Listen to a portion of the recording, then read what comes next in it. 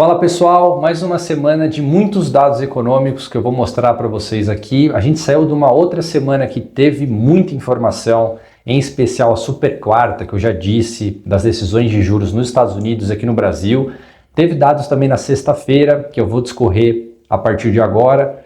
E aí, dois tópicos principais para hoje. O primeiro é falar um pouco da economia norte-americana, em especial a bolsa, e também mostrar spreads de crédito. Tudo isso vai ficar aqui para a gente mostrar um pouco como é que está sendo lá essa recuperação, especialmente das tarifas.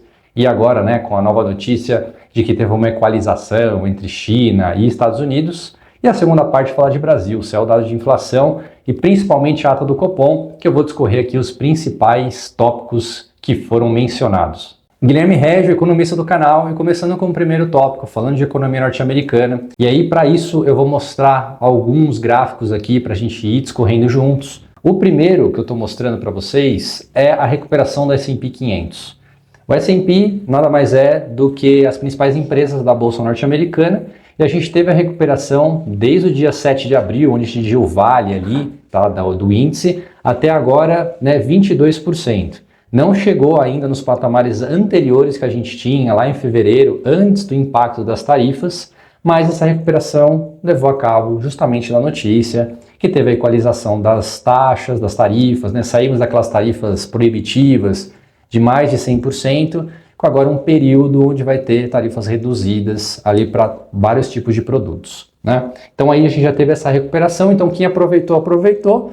Quem ficou de fora, agora é esperar valorização no longo prazo. E aí falando dos spreads de crédito também, o que é na verdade o spread? É a diferença que você tem em relação a uma taxa, né? E aí você pega aqui, por exemplo, quando você tem mais spread, significa que você tem mais risco inerente a essa economia. É o que a gente vivenciou no Brasil agora com as taxas de títulos públicos. Então todos aqueles spreads que estavam tendo em cima das taxas de referência, né, da média, significa que tem mais risco, tá? Todos os ativos dessa economia, e tinha na economia norte-americana um risco maior de recessão. Então por isso que os spreads eles ficam maiores quando você tem mais incerteza. Nesse caso aqui, desde lá do final ali de abril até agora em maio, aí já teve uma redução abrupta dos spreads. E o que esses spreads de crédito traduzem no final do dia? Tá? Por que essa redução aconteceu? Porque aconteceu um risco de recessão norte-americano menor. Quando a gente olha esses dados aqui do Polymarket, que nada mais é do que uma plataforma de transação entre do que pode ter de recessão ou não, tá? Então são agentes, tá, da economia apostando com uma recessão ou, né, não apostando. Então você tem as pressões de compra e venda. Nesse caso aqui, em 1º de maio, bateu o pico aqui de 66% das pessoas que acreditavam que teria uma recessão norte-americana, porque já vem do ano passado, tá, esse risco um pouco maior e com as tarifas também aumentou muito mais. E agora a gente já tem um risco bem mais reduzido para 39% que acreditam que vão ter uma recessão.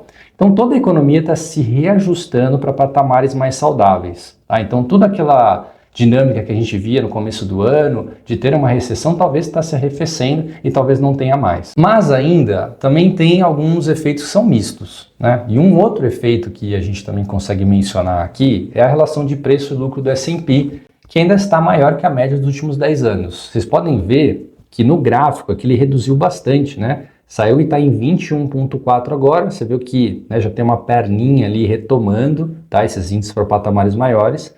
Mas na média a gente tem 19,7, tá, da relação preço e lucro.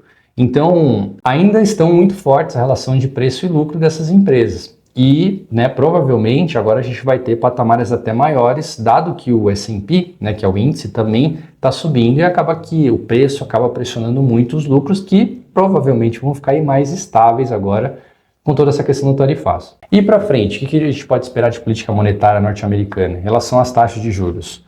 Há expectativa de um corte já no segundo semestre. Isso aí, né, já estava antecipado desde o começo do ano. Era para acontecer agora, mas dado as tarifas, o Trump também está pressionando bastante o Jerome Powell, que é o presidente do Fed, né, que em teoria denomina essas taxas junto com os outros participantes ali. E aí a gente tem a expectativa que a taxa ela fique ali em janeiro de 2026 por volta de 3,79, né? E assim paulatinamente vai tendo algumas reduções.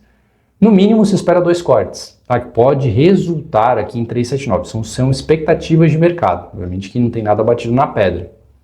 Mas É o que a gente espera que vai acontecer, dado que a gente vai ter esse cenário agora que está voltando a uma normalidade um pouco maior. E também a gente tem o dólar versus o resto do mundo. Quando a gente está olhando aqui a relação do dólar versus as principais moedas do globo, tinha toda aquela preocupação no início do ano se o dólar realmente ia se enfraquecer versus toda essa cesta de moedas. E no caso, o que acontece é, se a gente vê o dólar em relação ao peso mexicano, que foi também um país muito impactado com as tarifas, perceba que ele caiu nos últimos 12 meses aqui 14,03, ou seja, o dólar se valorizou versus o peso mexicano. Na relação do real, que é a segunda principal moeda aqui, que representa a maior queda em 12 meses, que é 9,1, aqui nessa relação de curto prazo a gente teve uma relação que acabou valorizando o real, Mas, no ano passado, a gente teve uma desvalorização muito grande do real versus o dólar, dado o nosso problema fiscal, que é inerente aqui ao Brasil, é a crise que a gente próprio criou. Quando a gente pega o dólar versus as moedas mais fortes do globo, a gente percebe que o dólar apanhou do euro, tanto no curto prazo, nos 3 meses a 7,2, e teve uma valorização em relação aos 12 meses de 3,2. Quando a gente pega também o iene japonês, teve 4,2 nos últimos 3 e no ano, nos últimos 12, 5,1. E aí também teve o franco suíço aqui se valorizando 8,5 em 3 meses, e nos 12 meses 7,6. Já estava acontecendo uma desvalorização, mas ela foi mais acentuada nos últimos períodos, dadas as tarifas, obviamente. E quando a gente pega a performance das bolsas mundiais, elas acabam ficando bem similares ao que a gente viu no movimento do S&P. Se a gente pegar o MSCI Mundo, que considera todas as principais bolsas do planeta, a gente teve aqui já uma valorização bem próxima ao início da guerra tarifária.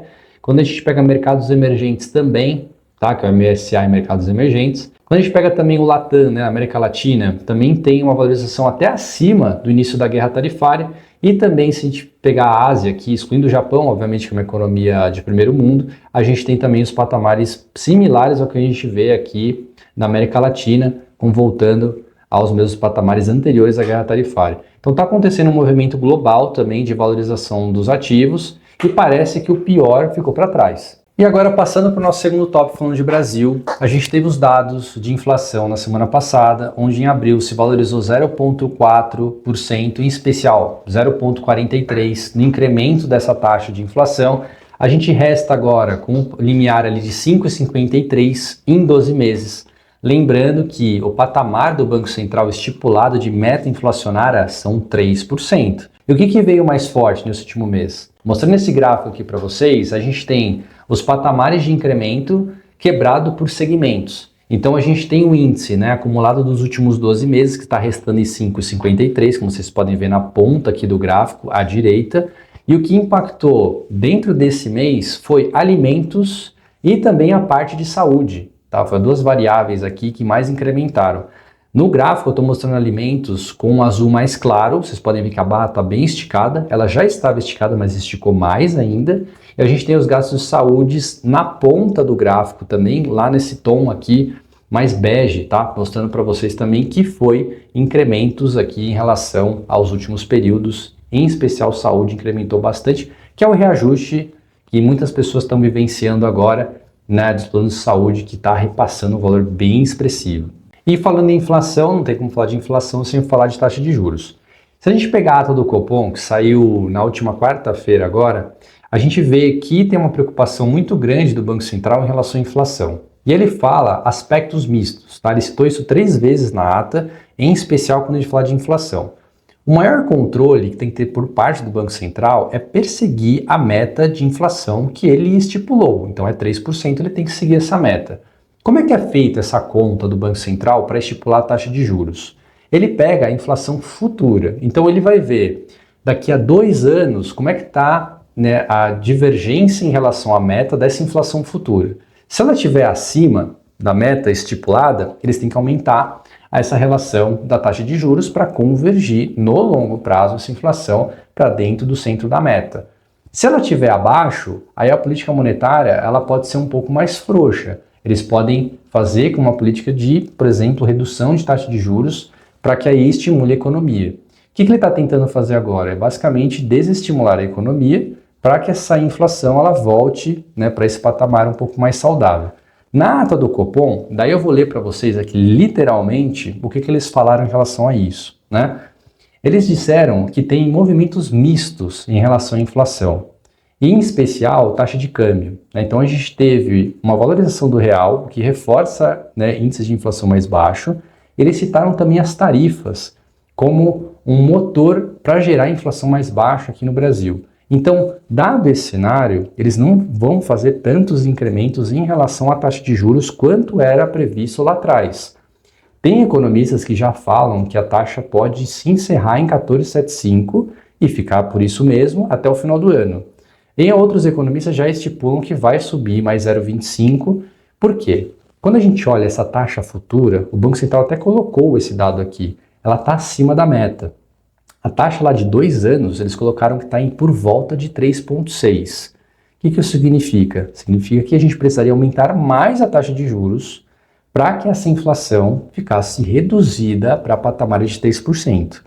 E dado que a gente tem esse cenário, o Banco Central ele teria que fazer esse ajuste, porque tem que passar a mensagem que ele é crível. Se ele não for crível, na perseguição da meta inflacionária, o mercado ajusta esses spreads para valores maiores. E aí teve essa discussão em relação à condução da política monetária, porque eles têm que olhar a atividade também, e a atividade está muito aquecida. Se a gente olha o patamar de taxa de desemprego versus o patamar de taxa de juros que a gente tem hoje, tem um descasamento claro, né? A atividade está realmente bem forte nos níveis de taxa de juros que a gente tem hoje, porque o governo também está colocando muita força nessa máquina para que gere incrementos de PIB, e aí isso também reforça que a expectativa de inflação fique mais alta.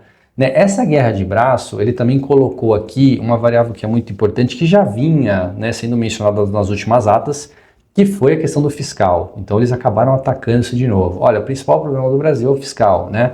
E aí, o que mais se espera para frente agora, né? Especial ver se realmente o Banco Central vai subir de novo a taxa, né? Então tem uma divisão de economistas aqui. Mas tem um parágrafo que ele disse, especialmente que é o 25º tópico, que ele fala: na próxima reunião, o cenário é de elevada incerteza aliado ao estágio avançado do ciclo de ajuste e seus impactos, ainda para serem observados. Então ele deixou um pouco no ar, né? Então a gente não sabe, tem uma clareza um pouco maior que se vai ter um novo incremento, provavelmente eles vão olhar, né, esses dados que eles estão colocando de atividade, os dados de inflação, e ver se realmente vai ser necessário um ajuste aqui no detalhe, talvez 0,25, um incremento maior, ou vão restar ali com 14,75, que já a parte do mercado já está acreditando que vai ser o fim do ciclo de ajuste. E o Brasil sempre está caminhando em relação ao resto do mundo de maneira contrária. Enquanto todo mundo já está vendo cortes de juros, o Brasil está vendo incrementos, né? E a gente sempre está descompassado porque o Brasil gera as próprias crises, a gente sabe disso. Mas para frente, vai ter algum ajuste que a gente possa já fazer e cravar que vai acontecer uma redução da taxa de juros? Tem uma expectativa ali do segundo semestre de 2026, tá? E aí, quando a gente olha no curto prazo agora, teve uma reversão de expectativa, né? A gente teria que ir para uma taxa de 15, 15,5 no final do ano. Tinha essa expectativa pelo menos há um mês atrás, né? Que agora acabou com essas tarifas voltando aos patamares ali mais normalizados. A gente teve realmente, né, uma reversão de expectativas nesse curto prazo. E aí quando a gente pega esse fim do ciclo de alta de juros, a gente traça para as empresas, em especial a Ibovespa, tem uma relação que é de preço e lucro, né? O quanto que essa empresa ela está valendo hoje versus o que ela gera de lucro. Essa relação ela fica diferente quando a gente tem taxas de juros diferentes. Uma porque o preço nada mais é do que a expectativa de lucros futuros trazidos ao valor presente, né? Então todos os ciclos futuros de juros gerados são trazidos ao preço de hoje e ao preço que a ação deveria valer. Quando a gente tem reversão de expectativa de juros, a gente mexe nessa variável para se trazer ao valor presente. Então, quando a gente olha na Ibovespa, você vê que tem uma valorização muito grande desde o começo do ano até agora. Por quê? As taxas de juros acabaram caindo bastante. E com isso, o preço das empresas acabou ficando defasado.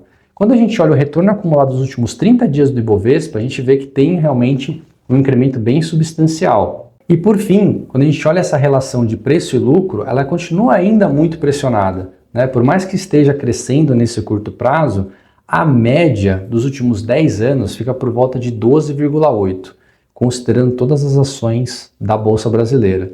A gente está por volta de 8 ainda. Então tem muito potencial para se subir esse preço, mas depende de variáveis de mercado.